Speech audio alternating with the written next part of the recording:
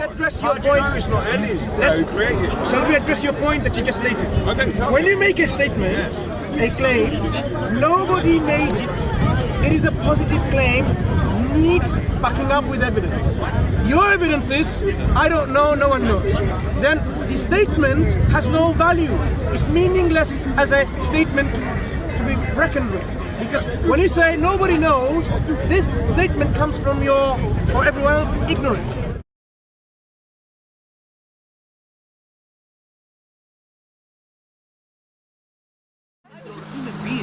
The reason why that's there is as a modesty, yeah? Now, I'm not saying that you should do it. I'm just saying why we're thinking men are men, as you know. They tend to, decide the whole point. So a woman choosing to cover up because she wants to respect that choice. She wants to cover up. About when Islam is certainly not now, and that's what matters. I care about reality right now, what is going on, no longer interested in him. And you can talk about wanting Islam to be, I'm interested in how it We are not here for that. We're just here to live our lives peacefully British in harmony proper with you guys. culture, but have an impact. And I hope it did have an impact.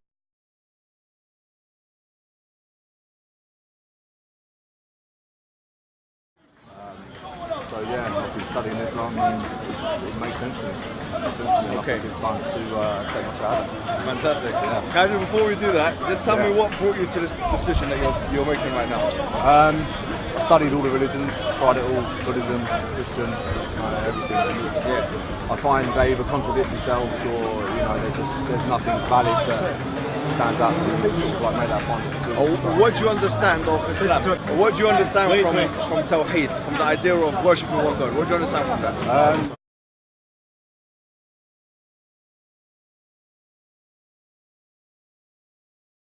God. Yes. Okay? And anything that God gives you, it cannot have a contradiction. Okay. Okay? And this is what Allah tells us in the Quran. If this book is from anyone other than Allah, surely you'll find lots of contradictions and discrepancies in it. And this is the principle that I use to see another book which claims to be from God, for example, the Bible. Okay? And we have seen, like in the Bible, that there are contradictions in it. Okay. And this is one of the reasons I reject the Bible as the book or the revelation from God. It has some truth in it, which I see and match up with the Quran. If they are in sync, then obviously those, for example, God is one, as in the Bible and the Quran. And I think that is the truth in the Bible. Brilliant. So what is the one? Speaker's Corner. This is by Allah subhanahu wa ta'ala. It's not by my tongue, it's not by my will. This is by the will and permission of Allah subhanahu wa ta'ala, who is the all knowledgeable, who is the best of planners, and it is Allah subhanahu wa ta'ala who has planned this lady to accept the true and perfect faith that is Islam. Alhamdulillah.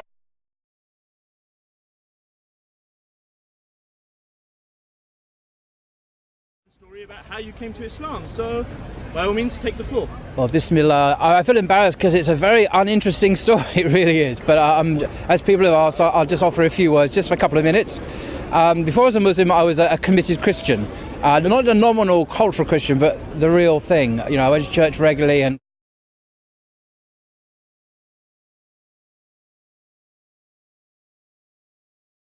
arguments, we need to control ourselves, and that goes for myself first. We need to control ourselves and put out a good picture of Islam. Islam is a beautiful faith, okay, and people need to know that. People have the right to know that. But when we come out and behave in a way which is not appropriate for a Muslim, then we are making it easy for Islamophobes, Islam haters. Okay, what they do is they don't need to do some work. They just catch some random guy somewhere shouting and screaming. Say, look, this is the Muslim rage, the Muslim passion, the Muslim face of the world, right? So we need to have enough examples.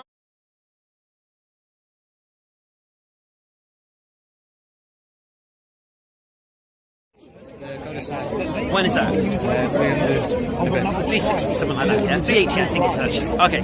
that's a complete test. Everything. His Acts 8:37 in that? I'm guessing no. Yeah. No, it's not there. Okay. Is any, in the Gospel of Mark, in Sinaiticus, is there any verse after verse 16? Gospel of Mark. That's the bit with the woman being. Well, basically, in the Sinaiticus, in the Gospel of Mark, when the women go to the tomb and they flee and speak to no one. Finished. Yeah, it's possible.